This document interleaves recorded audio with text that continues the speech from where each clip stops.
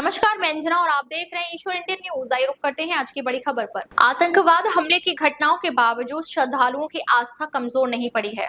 बुधवार सुबह अमरनाथ यात्रा के पहले जत्थे ने कड़ी सुरक्षा के बीच जम्मू से रवाना होकर एक बार फिर इस वार्षिक तीर्थ यात्रा की परंपरा को आगे बढ़ाया।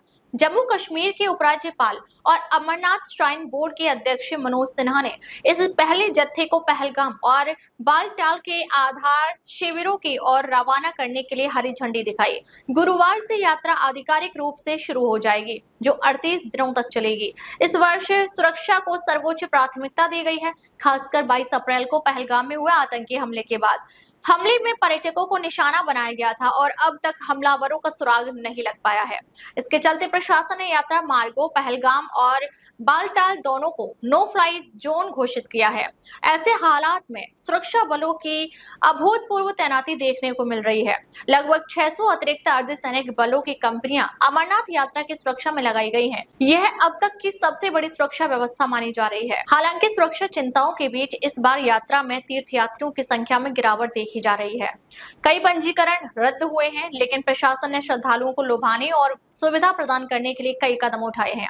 जम्मू से बालटाल और पहलगाम आधार शिविरों तक निःशुल्क बस सेवा उपलब्ध कराई गई है। यात्रा की सुचारू व्यवस्था के लिए स्वास्थ्य, जलापूर्ति, बिजली और परिवहन विभागों के सैकड़ों सरकारी कर्मचारी तैनात किए गए हैं। शिविरों में चिकित्सा सुविधा, स्वच्छता, पेयजल और आपातकालीन सेवाएं 24 घंटे उपलब्ध रहेंगी। बालटाल मार्ग, जो गुफा मंदिर तक का सबसे छोटा मार्ग है, कुल दूरी लगभग 14 किलोमीटर है।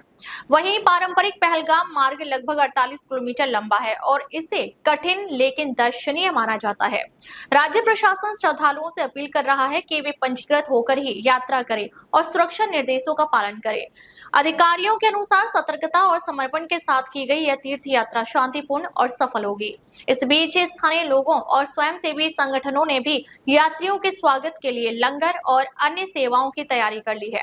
कठिन परिस्थितियों के बावजूद श्रद्धालुओं का उत्साह देखने लायक है और यह एक बार फिर साबित करता है कि आतंक की छाया आस्था की लौ को बुझा सकती है।